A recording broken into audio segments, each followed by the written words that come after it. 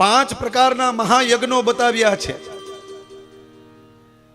જે વ્યક્તિ આ 5 પ્રકારના યજ્ઞ કરે છે, 5 માંથી કદાચ એક પણ યજ્ઞ કરે ને તો એનો બેડો પાર થઈ જાય છે.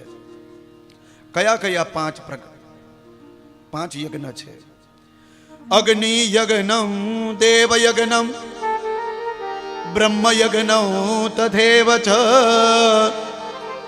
ગુરુ પૂજા બ્રહ્મ તૃપ્તિ ક્રમેણ બ્રૂહિન પ્રભો,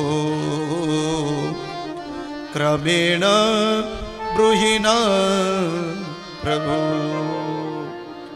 સૌથી પહેલો યજ્ઞ છે એનું નામ છે અગ્નિ યજ્ઞ.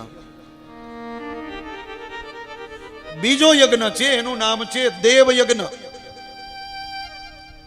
ત્રીજો યજ્ઞ છે એ છે બ્રહ્મ યજ્ઞ. ચોથો યજ્ઞ છે એ ગુરુ પૂજન. અને 5મો યજ્ઞ છે એ છે બ્રહ્મ તૃપ્તિ. આ 5 પ્રકારના યજ્ઞ બતાવ્યા છે. હજી એમાં વધારે ઊંડાણમાં લઈ જાવ ને તો અગ્નિ યજ્ઞ કયો? તો કે યજ્ઞ કુંડમાં આપણે દ્રવ્યથી સ્વાહા સ્વાહા સ્વાહા સ્વાહા બોલતા જાય ને આહુતિ આપતા જાય યજ્ઞ કુંડની અંદર, એને કહેવાય અગ્નિ યજ્ઞ. બ્રહ્મચારીઓ શ્રદ્ધાથી ભાવથી સમિધનો યજ્ઞ કરે, અગ્નિ યજ્ઞ. ગૃહસ્થીઓ પોતાના ઘરમાં કાયમ અગ્નિ રાખે, અગ્નિ યજ્ઞ. પહેલાના સમયમાં ચૂલામાં આપણે રસોઈ બનાવતા, એમાં એક અગ્નિ હતો.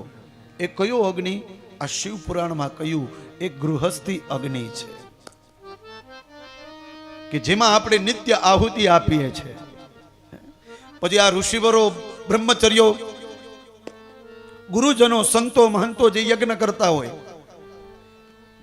શ્રદ્ધા ભાવથી એ સમિધિ યજ્ઞ કરતા હોય છે, એ અગ્નિ યજ્ઞ.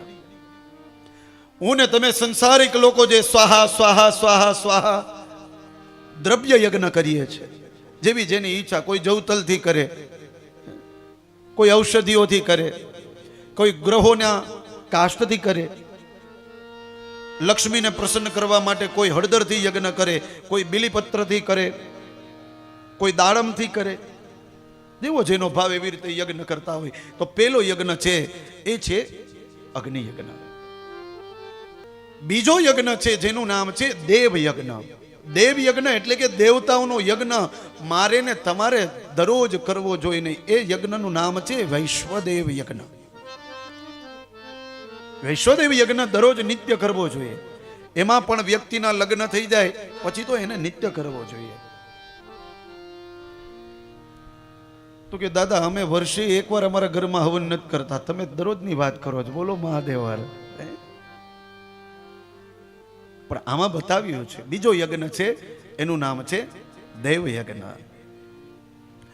ત્રીજો યજ્ઞ છે એનું નામ છે બ્રહ્મ યજ્ઞ. આ બ્રાહ્મણના દીકરાઓ જે અભ્યાસ કરે છે, આપણા દીકરાઓ સ્કૂલમાં જઈને જે ભણે છે, એ યજ્ઞનું નામ છે બ્રહ્મ યજ્ઞ. મંત્રો ઉચ્ચાર બધું શીખે છે ને ગુરુજનો પાસેથી. એક પ્રકારનો બ્રહ્મ યજ્ઞ છે, એને બ્રહ્મ યજ્ઞ કહેવાય.